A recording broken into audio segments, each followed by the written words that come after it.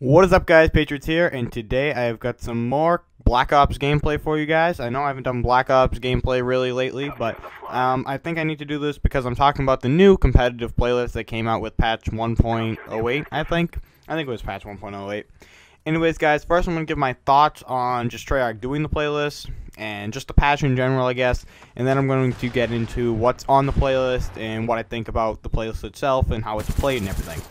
First of all, I want to say in the description there is a link to an MP3 file, which is about a 19-minute commentary I did that was originally supposed to be this commentary that I'm doing now. But I talk about the PSN being down, thank everyone for the 8,000 subscribers, and I talk a little bit about the patch and the playlist. But I don't really want to do that because it was a 19-minute commentary and it's just way too long. So if you guys want to download that, just click it right now, listen to it. That would be cool. You don't have to. I don't care. I don't really want to waste it like I usually do waste stuff. So I just kind of put it down there. If you guys want it, you can listen.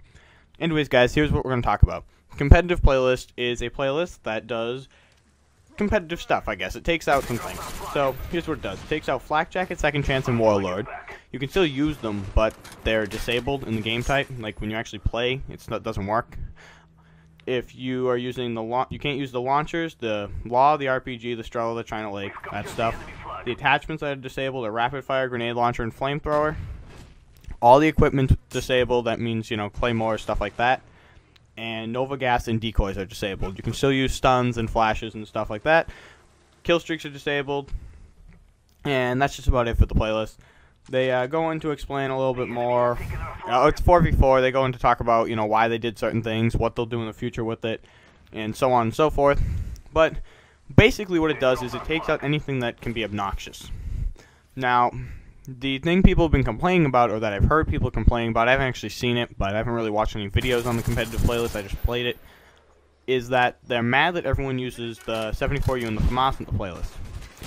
But if you think about it, that's what happens at MLG tournaments, that's what happens at all pro anything, so it's obvious that people are going to use that, and it's supposed to be competitive, and if everyone is using the same gun, it's an even playing field, and it's all wonderful. Now, the things that have gone on with the playlist that aren't wonderful are just the people in it.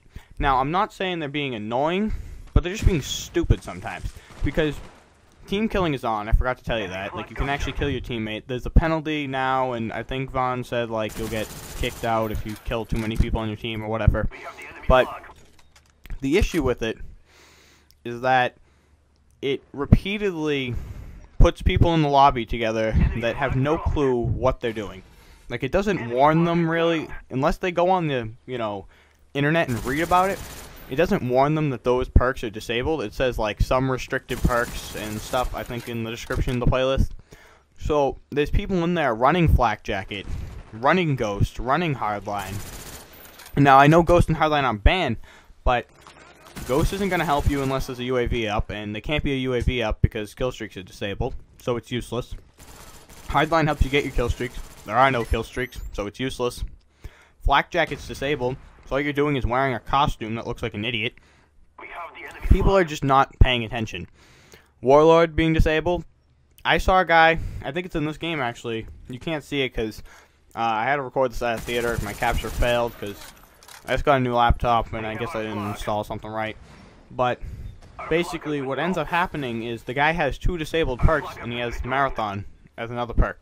So he doesn't have 2 first perk slots, he just has Marathon, which it just doesn't make it as competitive. I mean, a guy with Ghost, you shouldn't have Ghost in a playlist that doesn't require you to have Ghost.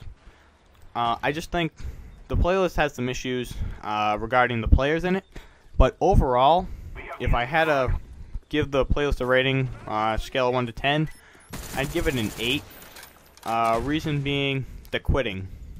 Like, I've been known to quit out of games, don't get me wrong. Like, I will leave a lobby if I'm getting aggravated with people. But usually it was leaving because Second Chance, Noob Tube, stuff like that. I would leave still in this lobby because of connection, but people are quitting out, and because it's 4v4, it ends up, you know, 4v2, 4v1, you know, 4v3 is even a little bit slow, depending on the map.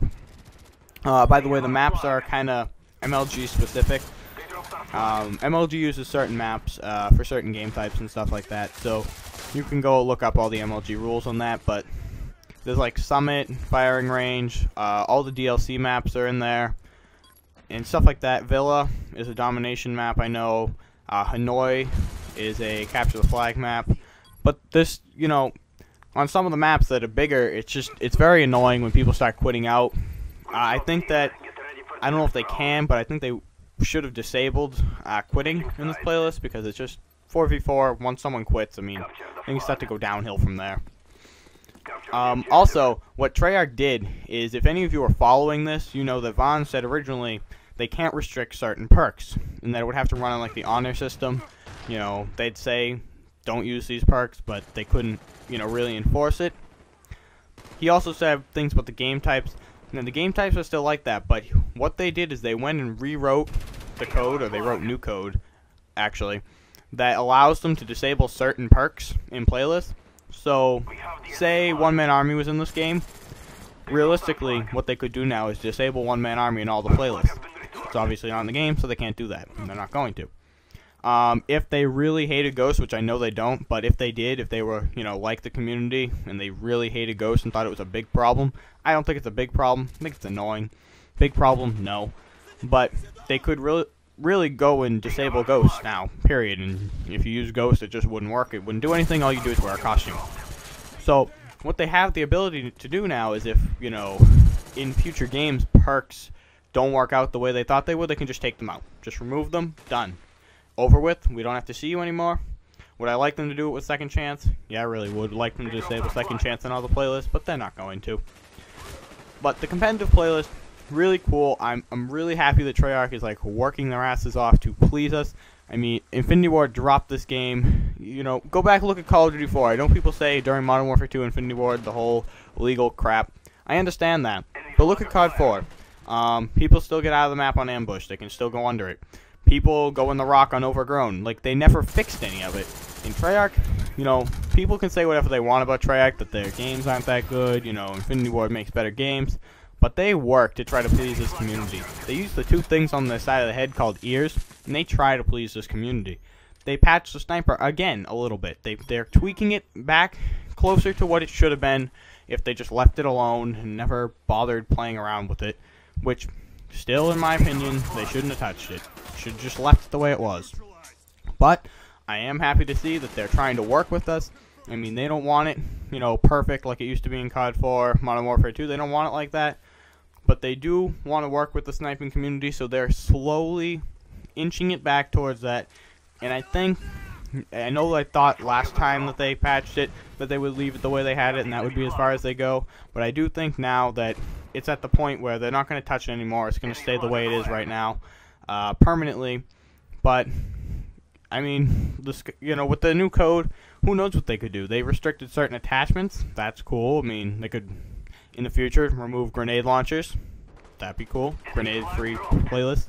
Maybe not in this game, because there's too many playlists as it is at this point. But future games, they could do something like, you know, a mosh pit sort of thing with grenade launchers disabled.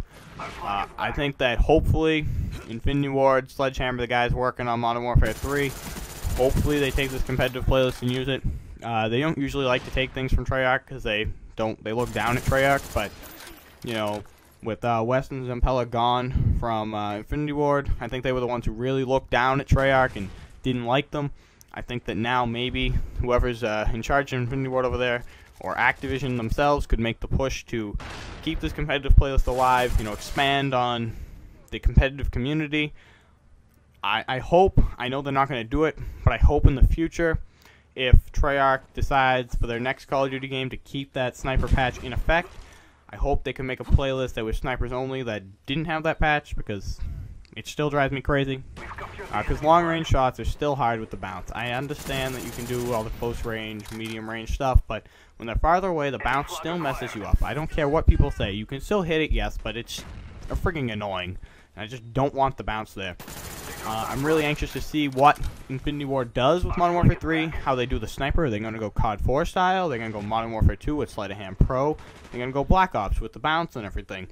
I hope they avoid Black Ops. I really, really want COD 4 style with the, you know, no Sleight of Hand Pro, but would I take Modern Warfare 2 Sleight of Hand Pro over Black Ops bounce thing? Yeah, I would, because it's just, I like it better that way. What do I hope Modern Warfare 3 resembles? I want it to resemble COD 4. I mean, there are issues, but if they take out the issues that were in COD 4, if they just remove Martyrdom, 3-grenade, that whole thing, if they remove all that, I mean, COD 4 is almost perfect at that point. Juggernaut out, stopping power out. I hope they don't bring, sorry about the screen thing there. Hope they don't bring stopping power back. I know some people want it. Hope they don't do it. Hope that they're not going to bring Juggernaut back. And people want stackable kill streaks. So I'm going to leave you with this, guys. What's your thoughts on stackable kill streaks? Do you want them? Do you not want them? I don't want them. I like them the way they are. But I understand people who do.